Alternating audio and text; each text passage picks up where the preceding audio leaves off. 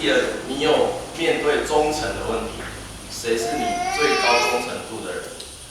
第三是权柄的问题，你和你父母之间，谁要做老板，谁做主？现在你家中真正有权柄的是谁？假设你结婚以后已经离开父母家了，你离开了，那么你的厨房怎么摆？房子多久打扫一次？几点要吃饭？看多久的电视？你要用哪一种牌子的洗衣粉？还有沐浴乳？请记得，你在你父母家，你就要用他们的方式做事。但是如果在你家，就不用按他们的方式做。你在家，这是你家，你是老板，所以由你做决定。可能你爸爸妈妈、你姻亲来你家住，他们来你家住，你不想洗厨房就不用洗啊，因为是你家。他们也不应该规定你，但是如果你住在父母的屋檐之下，你就要照他们的原则做。这个时候，有时候我们的界限没有那么清楚，因为我们在别人家里，然后我们要管别人，所以我们会造成冲突。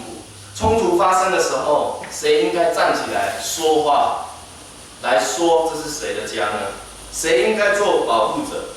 谁应该做先知、祭司、君王来带领呢？谁应该做遮盖，来挽救整个情况，让整个压力缩小、冲突减低呢？丈夫，大家一起说丈夫。丈夫，他现在是婚姻中的领袖了，所以他的职责跟角色就是让太太能够在自己的权柄中站立。如果你有这个姻亲的冲突，那丈夫可以非常有礼貌、谦卑，但是很坚定的说：“爸爸妈妈，我感谢你们今天那么关心我们，给我们建议。可是我们已经自己约定好有自己的方式了。你需要用爱心跟你的父母说真话，拒绝他们，但是没有罪恶感。很难吗？阿们。第四个是优先次序的问题。你跟你配偶等了1整年了，就等这个礼拜度假，你唯一排出时间就是这个时候。但是你出发前几天，你的姻亲打电话给你，我们有个特别的晚餐，那些叔叔阿姨都要来，你们也要来哦。怎么办？谁有优先次序？当然，你的配偶、孩子的优先次序，在你父母和姻亲之上。但是我也要说，另外一方面，你出于对父母姻亲的爱与尊敬，如果你早就知道你的父母需要有跟你在一起的时间，那你应该早早为他们排定计划。有一些特别的日子，像是农历年、母亲节、父亲节，这个1年才几次，所以你应该替你的父母考虑一下。想想看，在你父母生日那一天，你说你全家要去度假，多不孝顺的孩子。如果父母越来越大，年纪越来越大，会很珍惜一个重要的日子，像是他们的生日。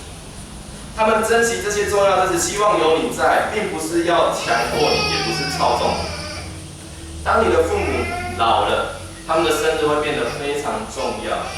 你想想看，你的父母还能过几次生日？还有几次生日？所以你不要忘记他们的生日，你要打电话给他们，你要排时间给他们，你要买礼物给他们。阿们。最后一个，第5个是尊严的问题，尊严。我要鼓励我们在场年轻的世代，特别是你是30岁以下，要尊重年长。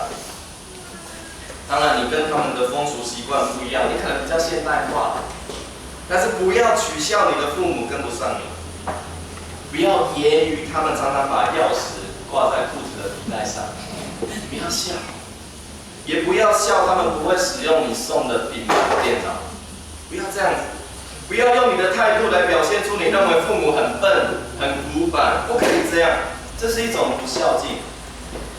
要用尊荣跟极高的价值感对待你的父母和姻亲。当你的爸爸跟你讲他以前打仗的故事，听过100次了，还是要表现出很有兴趣的样子。想当年我们吃的都是番薯啊，想当年我扛着现金袋去买人生第1部轿车，你老早听过了，这一辈子都在听。但是你可以说，爸，再跟我讲一次嘛。当时的番薯是怎么种的？那个吃起来味道怎么样？那部车是最流行的吗？啊，告诉我。他真的会感觉到被爱。你这样做就表达了爱与尊敬。可能你的妈妈很会烧菜，但是之后年纪大了，甚至中风过了，她常常会忘记放调味料，或是试不出咸度。她可能会很挫折，本来引以为荣的专长没有了，但是她依然想要煮给你吃。有时候家庭聚会，她不小心煮太多了，你会说什么？哇，好好吃哦！再给我一碗吧，我还要再一碗。太好吃了，我要打包回去。明天我还要吃这个。当你这样做，你就是孝敬。你觉得好吃，不是因为食物的味道，而是因为那是妈妈煮的。你要尊敬他们，你要让他们感觉到非常有尊严。当你孝敬，你的孩子会看见你对他们的爱与尊敬。有一天你也会老。你的孩子会知道要怎么样对待你。今天讲到的最后，我们要看圣经中的女婿和岳父的关系。在出埃及记第18章，摩西的岳父叶特罗听见神为摩西和神的百姓以色列所行的一切事，就带着摩西的妻子和2个儿子去看摩西。摩西出来迎接他的岳父，向他下拜，与他亲嘴，彼此问安，都进了帐篷。摩西将耶和华为以色列的缘故向法老和埃及人所行的一切事，以及路上一切遭难、一切艰难，耶和华怎么搭救他们，都诉说给他岳父听。一个女婿，一个岳父，他们互相充满对彼此的尊敬和爱。他们不只是姻亲，他们也是神国度中像同工和朋友一样。他们坐下，2个人促膝长谈好几个小时，他们一起团契，进入很深入的生命分享跟信仰话题。上一次你跟父母和姻亲促膝长谈，没有在抱怨，没有在批评，而是分享跟团契，是什么时候的事？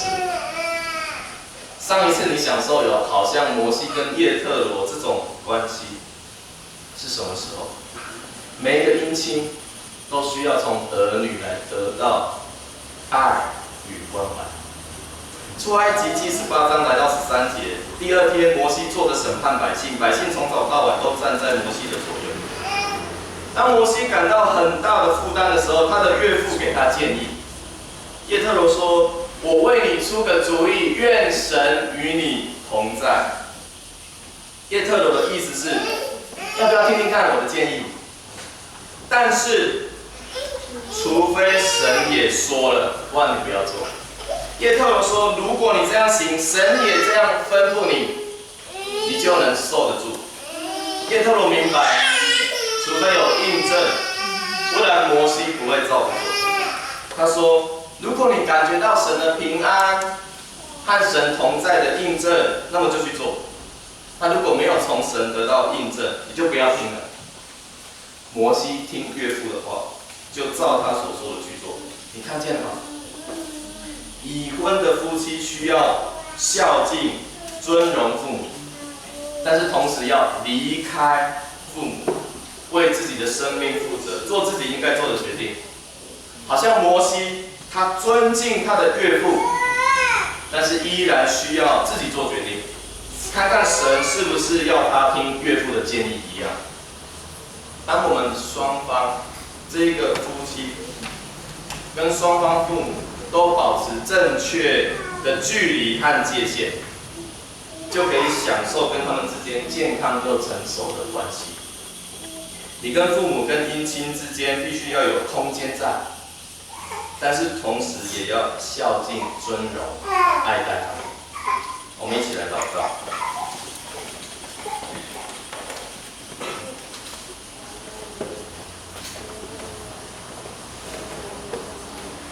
当你闭上眼睛的时候，今天早上，我希望你有听到一些很实际的做法，如何孝敬父母，如何孝敬你的姻亲，给他们时间去看他们买礼物给他们，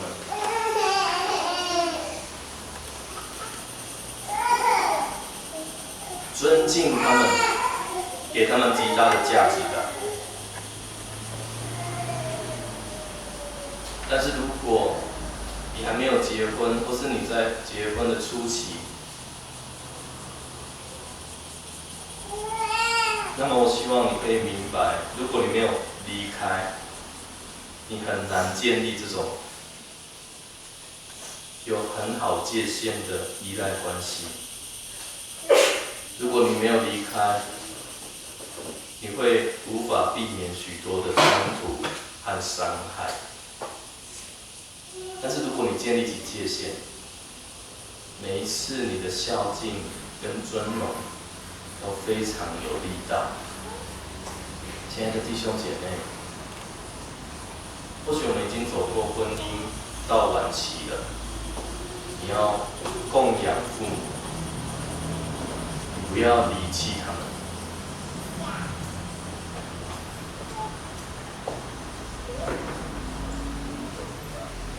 你不要想社会的秩序以及社会福利，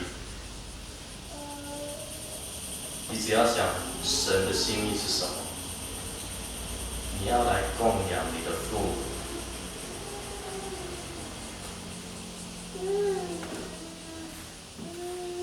所以今天的信息是你既要离开，你又要孝敬。如果这两个你都做，你会在一个很好的关系跟界限当中来享受亲密。我也希望你真的听到一些实际的做法。所以今天早上的祷告，我请你来告诉耶稣，你想要怎么做。或许拨个空去看他们吧，或许再一次去听他们讲，已经跟你讲过好几百遍他们的历史。或许就是跟他们一起吃饭，或许是打个电话、写个卡片。无论你想到什么，你来对耶稣说你想要做的是什么。让耶稣来帮助你。如果有神帮助你，那么你所做的每一个行动，都可以带着圣灵的能力，运行在那个行动当中。如果预备好的话，我们很自由的来祷告，我们开口来祷告。主耶稣，求你教导我们怎么对他们的父母来父亲。接着我们适当的离开，也接着我们对他们的尊荣跟孝敬。求你教导我们如何给我们的父母和阴茎极大的光荣和价值感。求你提醒我们什么时候要去找他们，跟他们吃饭。求你让我们为他们祷告，而且让他们知道他们这一生还有极大的价值。求你也给我们力量，使我们能够供养、照顾我们的父母。主，我们在不同的婚姻的时期，你来帮助我们完成你在那个时期要我们做的。无论是你要我们凡事听从跟顺服，或者是你要我们离开而独立，或是你要我们在独立中彼此依赖，或是你要我们供养、带领我们父母的人生。主啊，给我们力量，给我们智慧，给我们实际的做法，让我们知道我们所做的一切就像是在为你做的。主，我们不只是在为我们父母做的。主，有时候我们有些人他们被父母伤害过，主啊，但是请提醒我们，我们不是为我们父母而做而已，我们也是做在你的身上。亲爱的主，谢谢你，求你再一次的让我们的眼光被打开，让人看见我们基督徒知道怎么孝敬父母。我们要成为这世代的榜样，这世代的光。谢谢你，谢谢你，谢谢你。愿你继续的感动我们，带领我们。主，谢谢你。当我们用主祷文祷告的时候，是期待我们所做的每一件事情都能够让神的国度、神的旨意彰显在我们当中。所以，我们一起用主祷文来做结束祷告。我们一起说：我们在天上的父，愿人都尊你的名为圣，愿你的国降临，愿你的旨意行在地上，如同行在天上。我们日用的饮食，今日赐给我们，免我们的债，如同我们免人的债，不叫我们遇见试探，救我们脱离凶恶。因为国度、权柄、荣耀，全是你的，直到